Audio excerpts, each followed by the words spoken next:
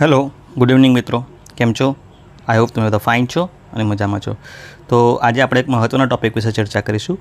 તો તમને ખબર હશે કે ગુજરાત હાઈકોર્ટની જે પટ્ટાવાળાની જે છે, બરાબર, વર્ગ 4ની બરાબર જે જગ્યા છે એના માટે ફોર્મ ભરવાનું ચાલુ થઈ ગયા છે. તો એના માટે તમે ફોર્મ તો ભરી દેશો, તમને બેઝિક આઈડિયા તો હશે, પણ આપણે અહીંયા ચર્ચા કરીશું એની પરીક્ષા પદ્ધતિની અને આપણે શું વાંચવું જોઈએ એના વિશે. તો સૌપ્રથમ તો ગુજરાત હાઈકોર્ટ જે છે, બરાબર, જે વિવિધ જગ્યાઓ જે છે જેના માટે આપણે પટ્ટાવાળા પ્યોનની 2024, બરાબર. તો ટોટલ એમાં કેટલી જગ્યાઓ છે? ટોટલ 208 જગ્યાઓ છે અને 22/5થી 15/6 સુધી એના ફોર્મ ભરાવાનું ચાલુ છે. ઓકે, તો પછી 2 દિવસ 15 પછી બીજા 2-3 દિવસ તમારે ફોર્મમાં કંઈ ભૂલ થયો તો સુધારા માટે પણ આપે છે. ઓકે, તો હવે જે ફોર્મ છે એ ફોર્મમાં તમારે ફોર્મ ભરાયા પછી તમારે મેઇન પ્રશ્ન થાય કે તૈયારી શું કરવી જોઈએ. ઓકે, તો તૈયારી માટે પણ અહીંયા તમને જણાવી દઈએ. પહેલાં જોઈ લો કે પરીક્ષાનું માળખામાં શું છે કે પરીક્ષા પદ્ધતિ જોઈ લો. ગુજરાતી ભાષા, સામાન્ય જ્ઞાન, જીકે જેને કહેવાય જનરલ નોલેજ, ગણિત, રમતગમત અને રોજબરોજની એટલે કે કરંટ અફેરની પ્રશ્નો 5 પોર્શનમાં 100 પ્રશ્નોને વહેંચવામાં આવશે. ટોટલ 100 પ્રશ્ન અને ટોટલ 90 મિનિટ રહેશે. ઓકે, તો મહત્તમ તમારે 40 થી 45 માર્ક્સ લાવવાના છે. એટલે તમારે કોઈ પણ કેટેગરીમાં તમારે એટલું ધારીને ચાલવું કે તમારે મહત્તમ 50 માર્ક્સ લાવવાના છે. ઓકે, તો હવે આપણે અહીંયા જોઈએ કે આપણે આના માટે તૈયારી કેવી રીતે કરવી, બુક્સ કયા આના માટે વાંચવી જોઈએ. ઓકે, તો જો અહીંયા એક નવો સબ્જેક્ટ તમને હશે રમતગમત. આમ તમને એક અલગ પોર્શન આ લોકો આપ્યું. આમ જીકેમાં અથવા કરંટ અફેરમાં એ સમાવેશ થઈ જતો હોય છે જે રમતગમતનો, પણ એક અલગ રીતે તમને એ આપી દીધો છે આખો. તો એના વિશે આપણે ચર્ચા કરીશું. તો બેસ્ટ બુક કઈ હોઈ શકે? હું મારા રિસર્ચ પ્રમાણે બુક્સ લઈને આવ્યો છું કે સારી બુક્સ કઈ હોઈ શકે એમ. ઓકે, તો સૌ પ્રથમ જે વિષય છે આપણે ગુજરાતી ભાષા જોઈએ. ગુજરાતી ભાષા એટલે કે ગુજરાતી વ્યાકરણ માટે કઈ બુક વાંચવી જોઈએ? તો એના માટે ઘણી 3-4 બુક છે, પણ હું બેસ્ટ 3 લઈને તમારી સમક્ષ આવ્યો છું. તો એ 3 મારા મત પ્રમાણે ઇનફ છે, તમે એમાં વાંચી લો તો. ઓકે, તો જે સૌથી પહેલી જે છે એ વ્યાકરણ પરિચય છે, અક્ષર પ્રકાશનની આવે છે. બહુ જ સારી બુક છે, એ વસાવી લેવાય. પછી એક બીજી બુક છે વ્યાકરણ વિહાર કરીને આવે છે. વ્યાકરણ વિહારમાં શું છે કે તમને 6 થી 10 ધોરણના જીસીઆરટીના બધા જ જે વ્યાકરણ ગુજરાતી ભાષાના જે પણ ચેપ્ટર્સ છે એમાં જે પણ ગુજરાતી વ્યાકરણ અથવા ગુજરાતી ગ્રામરનું જે પણ પ્રશ્નોનું છે એમાં કોમ્બિનેશન તમને કમ્પ્લાઇન્ટ કરીને તમને આપેલું છે, બરાબર.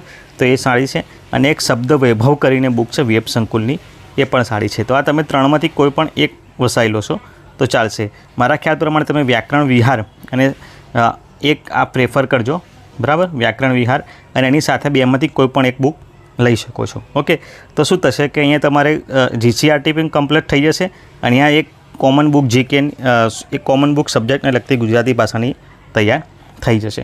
ઓકે, ત્યાર પછી બીજો મહત્ત્વનો સબ્જેક્ટ છે જે દરેક એક્ઝામ માટે ખૂબ જ મહત્ત્વનો હોય છે. તો બીજો મહત્ત્વનો સબ્જેક્ટ છે સામાન્ય જ્ઞાન, એટલે કે આપણે જેને કહીએ છીએ જનરલ અવેરનેસ, બરાબર, જનરલ અવેરનેસ. તો એનું તો બહુ મોટું જ હોય છે, બરાબર, પણ તમારે અહીંયા 10 પાસ લેવલ ઉપર છે એટલે એ પ્રમાણેના ક્વેશ્ચનો પૂછાશે. આમ તો જીકે દરિયો કહેવાય, બરાબર, પણ 10 પાસ લેવલ છે એટલે એ પ્રમાણે પૂછાશે. તો એના વિશે અલગ અલગ બુક છે, બજારમાં ઘણી બધી મળે છે. તો હું તમારા માટે થોડીક વ્યવસ્થિત બુક્સ લઈને આવ્યો છું. તો પહેલી છે સામાજિક વિજ્ઞાન, યુવા ઉપનિષદની છે, એમાં સારી રીતે જીકે તમને કવર કરી આપેલું છે. બીજું છે જ્ઞાનદીપ લિબર્ટીની છે. ત્રીજું છે જનરલ નોલેજ વર્લ્ડ ઇન બોક્સની છે. અને ચોથું છે જનરલ નોલેજ કિશ્વા પબ્લિકેશનનું છે. ઓકે, તો 4માંથી કોઈ પણ તમે એક વસાવી શકો છો, બરાબર, અથવા વધુ 2, પણ બધું મિક્સ મટીરિયલ કરવાની જરૂર નથી. કોઈ પણ એક મટીરિયલ લો અને એને 10 વાર વાંચી લો. ઓકે, 10 મટીરિયલ લઈને એકવાર વાંચવા કરતાં એક જ મટીરિયલ લઈને 10 વાર વાંચી લો. ઓકે, તો આ 4માંથી તમને જો યોગ્ય લાગે તમે વસાવી શકો છો. પ્લસ તમે બીજું એક મહત્ત્વની વાત કહું કે યુટ્યુબ ઉપર સારા વિડીયો હોય છે, બરાબર, યુટ્યુબ ઉપર સારા વિડીયો હોય છે. તો કોઈ પણ એક યુટ્યુબ ચેનલ ડેડિકેશન કરી લો એની પર, અને એને તમે એમાંથી પણ જોવાનું ચાલુ રાખશો તો તમને ફાયદો થશે. ઓકે, ત્યાર પછી આગળ જઈએ. બીજો સબ્જેક્ટ છે ગણિત. તો ગણિત માટે પણ સારા એવા સોર્સિસ છે. પહેલું છે વેબ સંકુલની જે ગણિતની બુક આવે છે, એ પણ સારી છે. ગણિત માટે નીરજ ભરવાડની જે છે એ બુક બહુ ફેમસ છે, એ પણ ખૂબ જ સારી છે. અને રિઝનિંગ માટે યુવા ઉપનિષદની એક બુક છે, એ પણ સારી છે. તો મારા મત પ્રમાણે તમે 3માંથી એક આ રિઝનિંગવાળી વસાવી લેજો અને આ ગણિતવાળી 2માંથી કોઈ પણ એક. એટલે ગણિત માટે તમારે ટોટલ 2 બુક્સ વસાવવી જોઈએ. ઓકે. અને આના માટે પણ યુટ્યુબ ઉપર ઘણા સારા લેક્ચરો પડ્યા હોય છે. ઇવન નીરજ ભરવાડના પણ ઘણા બધા વિડીયો છે, તો તમે એને જોઈ શકો છો. ઓકે. ત્યાર પછી રમતગમત પર જઈએ. તો આ વખતે એક અલગ જ પોર્શન છે. એટલે રમતગમત આમ તો જીકેનો એક ભાગ ગણાઈ જાય. જો રમતગમત શું છે, એક તો જીકેનો ભાગ છે અને પ્લસ કરંટ અફેરનો ભાગ. બંનેમાં તમારે રમતગમતના પ્રશ્નો કવર થઈ જતા હોય છે, બરાબર. પણ અહીંયા એક અલગ સબ્જેક્ટ તરીકે છે. તો તમારે શું કરવું પડે, તો જીકે અને કરંટ અફેર તમે વાંચશો તો એમાં તો સમાવેશ થશે જ, પણ જો સેપરેટ હોય તો એક રમતગમત બુક છે એન્જલ એકેડેમીની, સરસ બુક આવે છે, ટોટલી ડેડિકેટેડ આ વિષય માટે છે, બરાબર. રમતગમતના વિષય માટે ટોટલી ડેડિકેટેડ છે.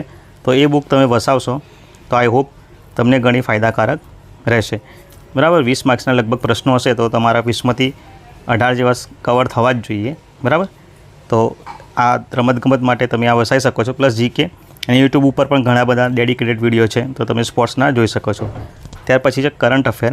તો કરંટ અફેર માટે દરેક પોતાના પ્રમાણે મેગેઝિન પસંદ કરતા હોય છે.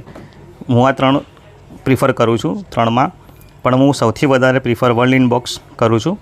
ઓકે. તમે કોઈ પણ એક વર્લ્ડ ઇનબોક્સ, યુવા ઉપનિષદ અને યુટ્યુબ ઉપર પણ ઘણા બધા કરંટ અફેરના વિડીયો છે. મને ટાઈમ મળશે તો હું પણ કમ્બાઈન 6 થી 8 મહિનાનું કરંટ અફેર્સ તમારા માટે લઈને આવીશ. ટ્રાય કરું જેમ જલ્દી બને એટલું તમારી પરીક્ષા પહેલાં. ઓકે. તો યુટ્યુબ ઉપર તમે આ દરેક તમારા જે સબ્જેક્ટ છે એના વાઇઝ વિડીયો તમને મળી રહેશે. તો તમારે શું કરવાનું છે, વાંચવાનું છે. એક પરીક્ષાની રાહ જોયા વગર અત્યારથી જ દરેક સ્ટાન્ડર્ડ વિષયનું એક મટિરિયલ વસાવીને 10 ટાઈમને રિવિઝન કરવાનું છે, બરાબર. એક બુકને 10 ટાઈમ તમે રિવિઝન કરો એટલે ઓલમોસ્ટ તમને એનો 80% ભાગ યાદ રહી જાય.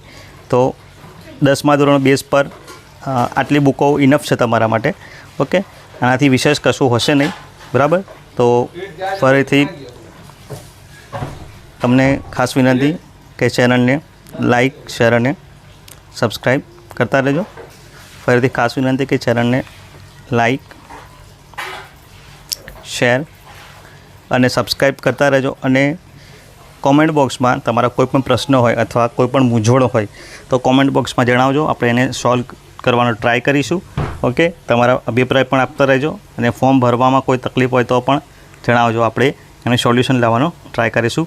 ફરીથી મળીએ છીએ નવા વિડીયોમાં. ત્યાં સુધી બધાને થેન્ક યુ.